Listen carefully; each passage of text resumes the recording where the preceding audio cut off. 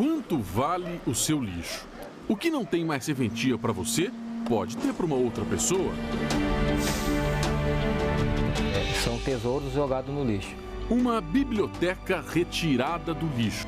Fantini seguiu seu caminho, temerosa de que aquele desocupado pudesse lhe fazer alguma maldade. O Luciano lê um clássico da literatura. Obra-prima do escritor francês Victor Hugo, Os Miseráveis retrata a pobreza da França no século XIX. Foi entre sacolas, restos de comida, embalagens vazias, que o livro, que hoje é preferido, veio parar nas mãos do coletor. Assim como todos esses que estão na estante. Estante não, biblioteca. Por definição do dicionário, local onde se guarda coleções de livros. Assim, o Luciano chama orgulhoso o espaço de destaque que fica na casa com apenas 2 cômodos. A gente achava livros no lixo.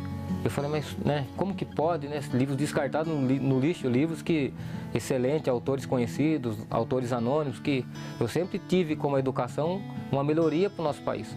Daí eu fui pegando esses livros, eu pegava os livros, alguns sujos, alguns precisavam de reparo, uma limpeza, eu limpava os livros, lia, durante o trajeto no caminhão e depois guardava. Então eu comecei com 1 livro, 2, 5, 10, até no que tornar hoje mais de 200 livros.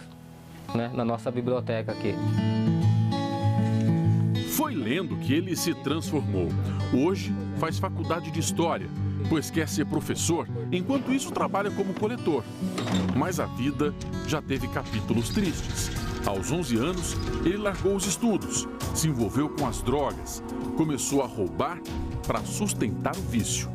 Foi ali dentro da prisão que eu resolvi mudar a minha história. Eu falei, primeira coisa que eu vou fazer quando sair daqui é procurar uma escola, porque eu sabia que é através da educação que a gente poderia melhorar. Eu era uma pessoa extremamente tímida, eu era uma pessoa carente, eu era uma pessoa emocionalmente assim, muito carente. Eu não era uma pessoa má, mas eu queria chamar a atenção de uma forma, só que eu acabei chamando a atenção de forma errada. Encontrei muita dificuldade quando eu retornei para o supletivo, quando eu voltei a estudar, porque eu não tinha coragem de perguntar sobre as matérias para a professora, e então eu acabava me perdendo nas matérias, indo mal, até que uma professora minha de português, professora Sueli, ela me recomendou leitura. Daí eu fui lendo um livro, fui lendo 2, eu acabei gostando e criei o hábito de leitura a partir daí então.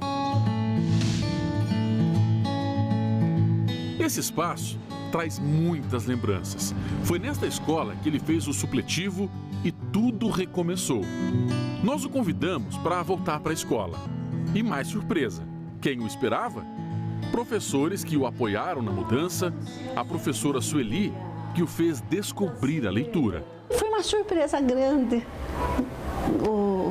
receber essa notícia aí e ver que a leitura, que ele ouviu minhas palavras, como eu falo para todos os alunos, não é uma que a gente sempre fala, O professor de português sempre incentiva bastante a leitura, ver como que isso agiu na vida dele.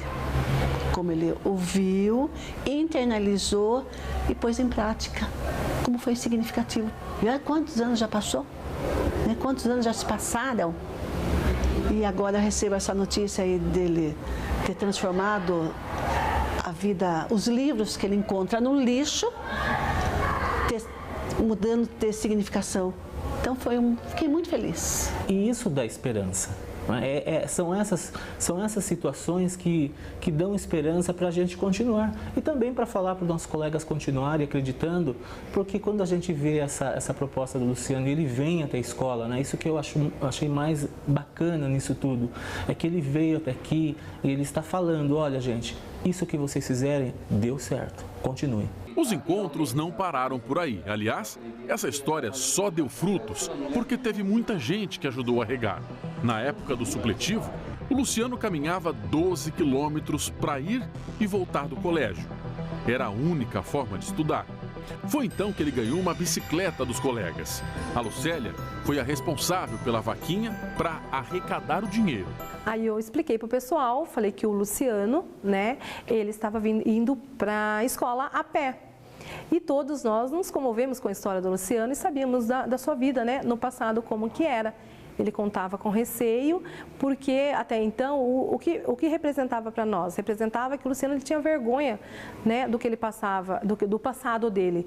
Mas ao mesmo tempo ele demonstrava para nós que ele queria mudar de vida, que ele estava mudando de vida e que ele queria que acreditássemos nele. E nós acreditávamos. E então resolvemos passar uma folha na sala, destacamos a folha do caderno, lembro perfeitamente, e passamos para que contribuíssemos, né, com o valor, independente do valor, que a gente desse esse presente para o Luciano. Os passos de hoje são determinantes para a nossa trajetória. Alguém que largou a escola, que foi presidiário, que foi drogado, que futuro você daria para essa pessoa? O relatório mundial sobre drogas da ONU, de 2019, aponta que apenas 14% dos usuários recebem o tratamento necessário para enfrentar o problema. Um levantamento do IPEA, o Instituto de Pesquisa Econômica Aplicada, ligado ao governo federal, diz que 1 em cada 4 condenados volta à prática de crimes. Você entende por que a trajetória do Luciano é tão fora da curva? Pois o que ele quer agora é inspirar outras pessoas. O Luciano tem conversado com os jovens para multiplicar a superação. Depois que eu assisti a palestra, eu passei a ver as coisas, sabe, tipo, completamente diferentes. Me mostrou que, tipo, com perseverança, força de vontade, a gente pode alcançar todos os nossos sonhos, né, enfrentar os obstáculos. É bem edificante a gente ver a história dele como uma lição de vida, que nos motiva a nos posicionar como estudantes e procurar o melhor para a nossa educação. E procurar sempre estar melhorando o nosso intelecto, procurar a melhor parte da leitura, focar nos estudos, né?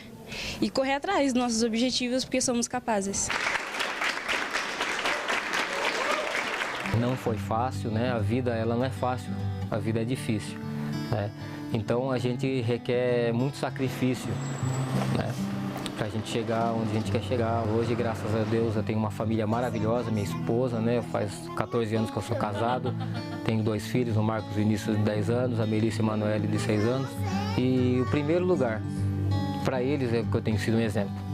Para eles é que eu tenho o orgulho, né, eles têm orgulho do pai que tem prazer no pai que tem. Então, para mim, isso já é grande valia, né, de ter um pai assim com toda essa história e servir de exemplo para eles. Para mim já é um sucesso.